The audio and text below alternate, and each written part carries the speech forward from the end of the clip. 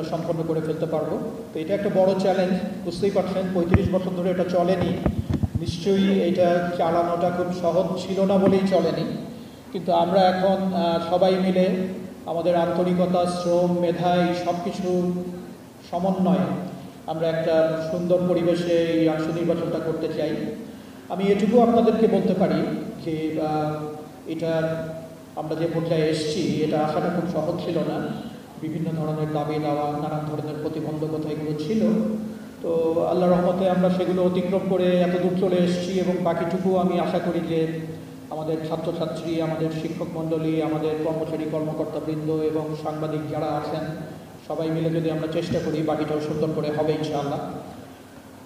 আমাদের তরফ থেকে শুধু আমি এটাই বলতে পারি যে আমরা আমাদের দায়িত্ব সম্পর্কে সচেতন এবং আমাদের দায়িত্ব কেবলমাত্র একটি, সেটা হচ্ছে একটা ভালো পরিবেশে সকলের জন্য একটা লেভেল প্লেইং ফিল্ড তৈরি করে দেয়া এবং একটা free and fair election arrange করা। এই ইলেকশনে কে জিতবে হারবে, কোন প্যানেলের কি মতাদর্শ, আমি মনে করি যে অ্যাবসলিউটলি এটা আমাদের বিষয় নয়।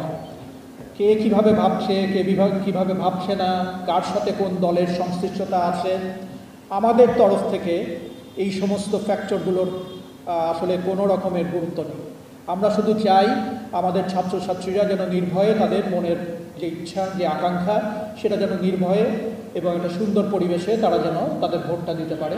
সেই ভোটের মাধ্যমে কেউ জিতে আসবেন, কেউ জিততে পারবেন না, অতি স্বাভাবিক ঘটনা। আমরা শুধু এটুকুই নিশ্চিত করতে চাই যে পুরো প্রক্রিয়াটা ফ্রি অ্যান্ড ফেয়ার এবং লেভেল প্লেইং ফিল্ডটা সব জায়গাতে আসে। তো এটা করতে গেলে আমি যারা বিশেষ করে প্রার্থী এবং তাদের যে টিম আছে তাদের কাছে আমার একটা অনুরোধ আছে যে আপনারা নির্বাচনী আচরণবিধি অক্ষরে অক্ষরে পালন করবেন। সুন্দর রাকসু হওয়াটা শুধু আমাদের একার প্রচেষ্টায় এটা সম্ভব হবে না, আপনাদের সহযোগিতা প্রয়োজন। আপনারা সহনশীলতা, পরমত সহিষ্ণুতা এবং নিয়ম কানুনের প্রতি যদি শ্রদ্ধাশীল থাকেন তাহলে আমি মনে করি যে অত্যন্ত চমৎকার একটা রাষ্ট্র নির্বাচন করাটা খুব বড় চ্যালেঞ্জ না। কিন্তু এই জায়গাতে আপনাদের উদ্দেশ্য এবং নিয়ত পরিষ্কার হতে হবে এবং অনর্থক বিশৃঙ্খলা সৃষ্টি করা অথবা সত্য মিথ্যা বিভিন্ন ধরনের প্রচারণা এগুলো থেকে যদি আমরা দূরে থাকতে পারি, যেগুলো ফ্যাকচুয়াল, যেগুলো আসলেই সত্য, সেগুলো তো নির্বাচন কমিশন অবশ্যই অ্যাড্রেস করবে। কিন্তু নানান রকম গুজব সৃষ্টি করা এবং আগে থেকেই এরকম একটা ধারণা করা যে অমুকেই কারসাজি করছে ইত্যাদি ইত্যাদি, আমি আশ্বস্ত করতে চাই আমাদের ভেতরে অন্তত যারা নির্বাচন কমিশনে আছেন অথবা প্রশাসনে আমরা যারা আছি আমরা কারসাজির অবধি না। এবং সারা জীবনে অন্তত আমি বলতে পারি আমার এই বয়স পর্যন্ত আমি কখনো কারসাজি করিনি এবং কোনো ধরনের কারসাজির ভিতরে জড়িত হওয়ার বিন্দুমাত্র ইচ্ছাও আমাদের নাই। কাজে এই আস্থাটা রাখতে হবে এবং এই আস্থার প্রতিদান আপনারা পাবেন আশা করি। কেউ জিতবে, কেউ হারবে। একটা জিনিস মনে রাখবেন, জিততে গেলে সবার আগে হারা শিখতে হয়।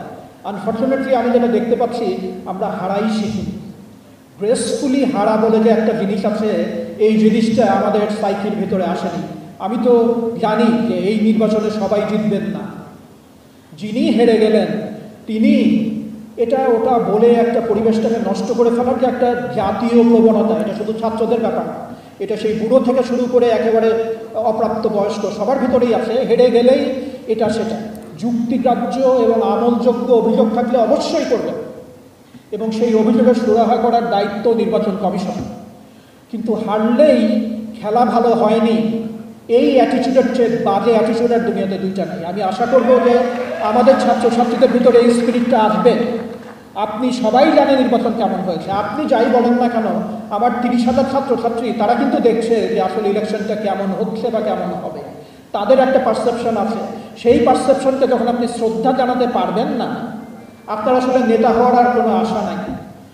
এই কথাটাই আমি সবাইকে স্মরণ রাখার জন্য বলি যে আমরা জিততে জানবো, কি করে বিনয়ের সাথে জেতা যায়, আমরা হারতে শিখব কি করে গ্রেসফুলি হারা যায়। এই গ্রেস শব্দটার কোনো অস্তিত্বই আমাদের জাতীয় জীবনে নাই। রাজশাহী বিশ্ববিদ্যালয়ের ছাত্রছাত্রীরা আমরা যেন এই গ্রেস এবং বিনয়ের পরিচয় রাখতে পারি। তো এটাই আমার সবার কাছে আকাঙ্ক্ষা। আপনারা সবাই ভালো থাকবেন এবং সবাইকে সাথে নিয়ে আমরা ইনশাআল্লাহ একটা চমৎকার রাষ্ট্র নির্বাচন এই বিশ্ববিদ্যালয়ের ছাত্রছাত্রীদের জন্য করতে পারবো। আপনাদের সবার সহযোগিতা চাই, সবার প্রতি শুভকামনা। আপনারা সবাই ভালো থাকবেন। আসসালামু আলাইকুম।